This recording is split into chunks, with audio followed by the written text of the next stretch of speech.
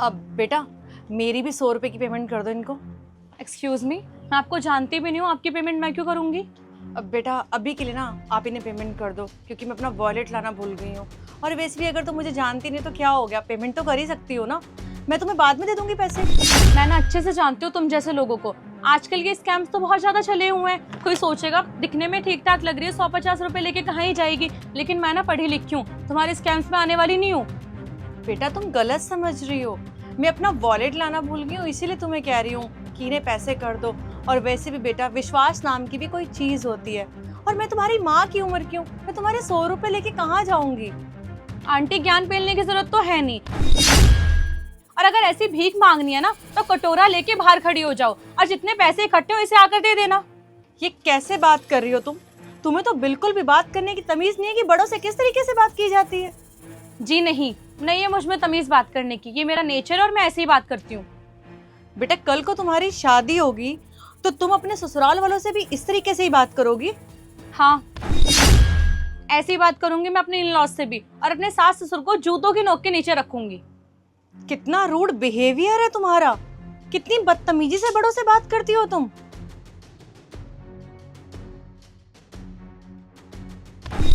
कब आएंगी तुषार आपकी मम्मी? आ जाएंगी। आज ना तुम उन्हें इम्प्रेस ही कर देना, ताकि जल्द से जल्द हमारी शादी हो जाए। तुम ना टेंशन मत लो, तुम्हें पता है मैं तुम्हारी मम्मी के लिए कितना प्यारा सूट लेकर आई हूँ। अगर मुझसे इम्प्रेस नहीं होगी तो सूट से तो पक्का इम्प्रेस हो जाएंगी।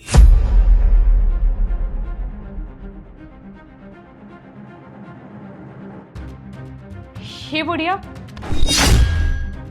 एक मिनट ऐशी, क्या बोला तुमने? I mean, ये है क्या तुम्हारी मम्मी?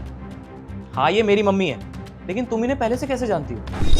बेटा ये क्यों बताएगी, मैं तुझे बताती हूँ। मैं इस लड़की को पहले मिली हुई हूँ और बहुत अच्छी तरह मैंने इसे परखा भी हुआ है। आप कब मिले इससे?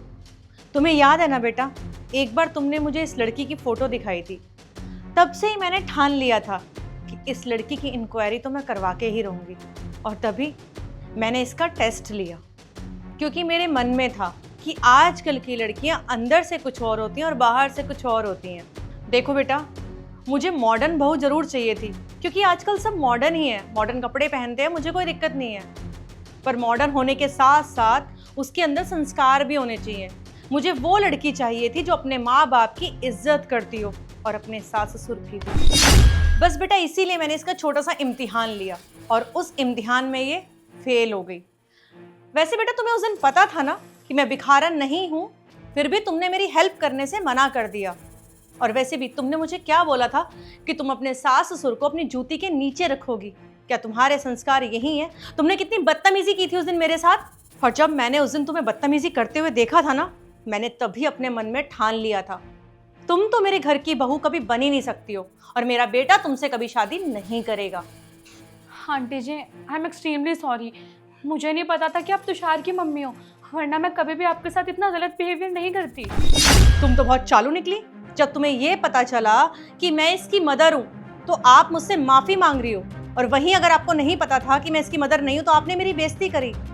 मुझे पता है तुम्हारे अंदर संस्कार नाम की कोई चीज नहीं है, मुझे माफी मांगने की कोई जरूरत नहीं है, क्योंकि अब मैं अपना फैसला बिल्कुल भी बदलूंगी नहीं। देखो बेटा, मुझे पता है कि तुम इस लड़की से बहुत ज्यादा प्यार करते हो, पर ये सिर्फ और सिर्फ तुम्हारे पैसों से प्यार करती है।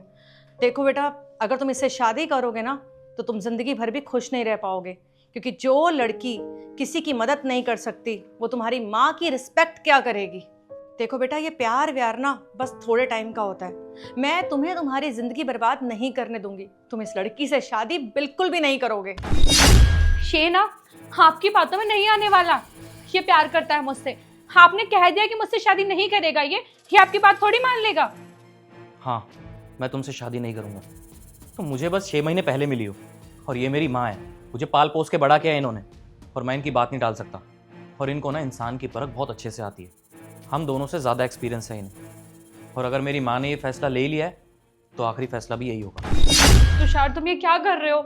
तुम अपनी माँ की बातों में आकर मुझे छोड़ रहे हो, तुम उनके पीछे लग रहे हो। मैं किसी के पीछे नहीं लग रहा, उन्होंने परखा है तुम्हें और तुम्हारी सारी असलियत मुझे बताई है, तो इसलिए मैं तुमसे शादी नहीं कर सकता। अब तुम जा सकती हो यहाँ से। I said please leave.